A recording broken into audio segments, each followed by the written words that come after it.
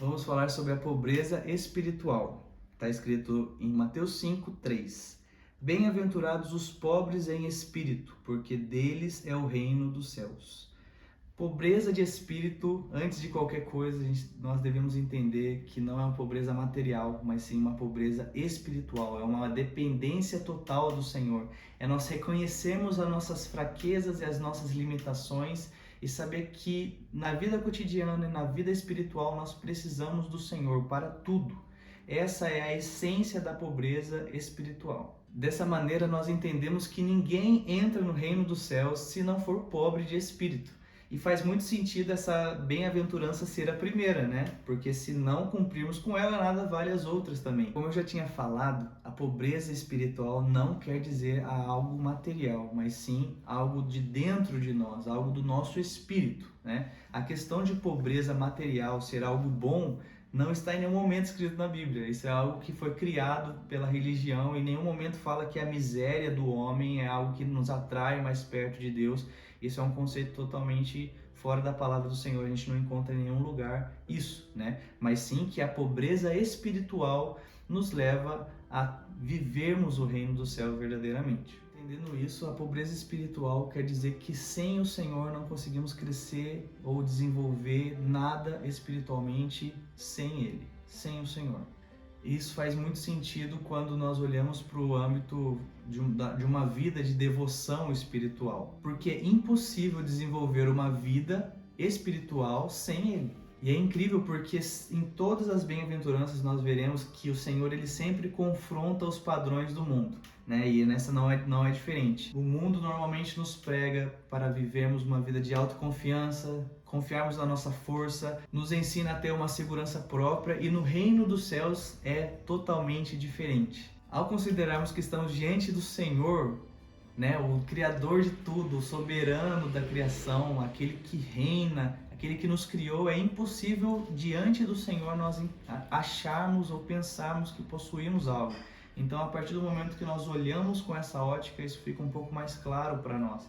Quando nós olhamos para a ótica de olhar ao Senhor, a grandeza dele, a glória dele, entender o quanto grande ele é, nós conseguimos entender o quão dependente nós somos do Senhor. De uma maneira mais objetiva também, a humildade de espírito, né, ou a pobreza de espírito, ela não quer dizer que nós seremos fracos, nós seremos tímidos ou seremos qualquer coisa negativa nesse sentido, mas diz respeito à completa ausência do nosso orgulho pessoal ou da nossa autoconfiança.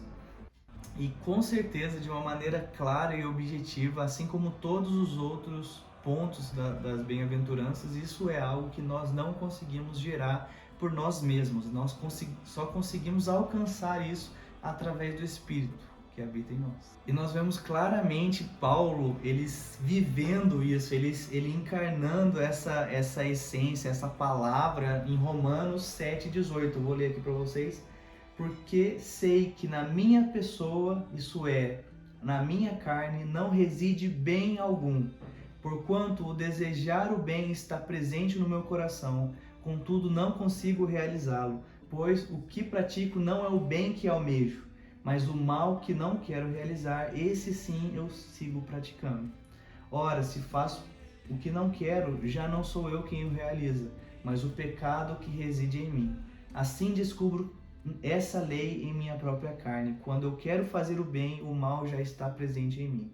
Pois no íntimo da minha alma tenho prazer na lei de Deus, contudo vejo uma outra lei agindo nos membros do meu corpo, guerreando contra a lei da minha razão, tornando-me prisioneiro da lei do pecado que atua em todos os meus membros.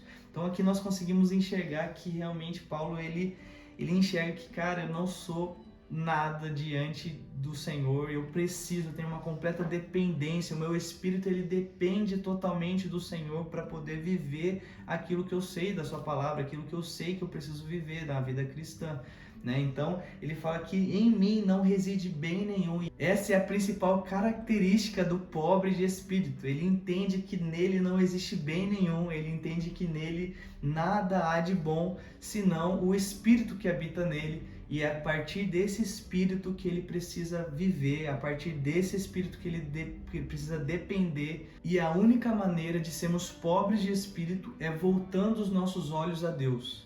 Como eu falei anteriormente, a partir do momento que nós fazemos esse exercício de olhar para o Senhor, de contemplar a grandeza dele, de olhar para ele como um ser que ele é grandioso, magnífico, majestoso, rei de toda a terra, todas essas características, nós entendemos o quão grande o Senhor é e o quão pequeno e fracos e dependentes nós somos. Então esse é o exercício que nós precisamos fazer, olhar para o Senhor.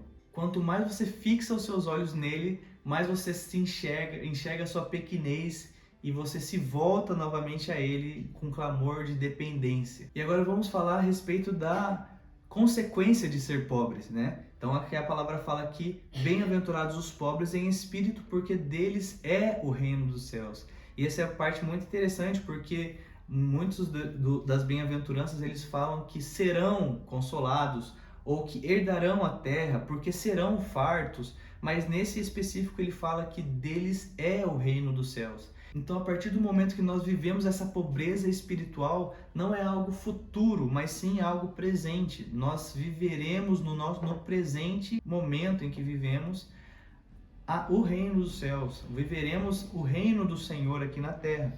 Nós obteremos as características que existem no reino dos céus que nos fazem viver ele aqui na terra.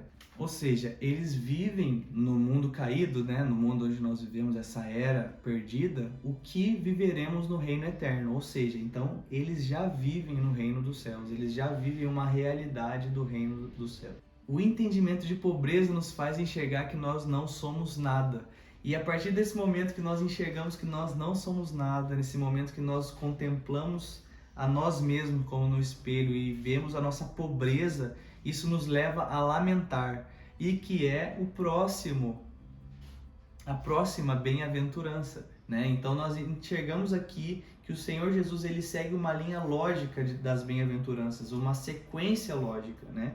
Então, aqueles que são pobres de espírito, uma vez que contemplam a sua pobreza, eles lamentam no Senhor, e a partir do momento que eles lamentam no Senhor, eles são consolados.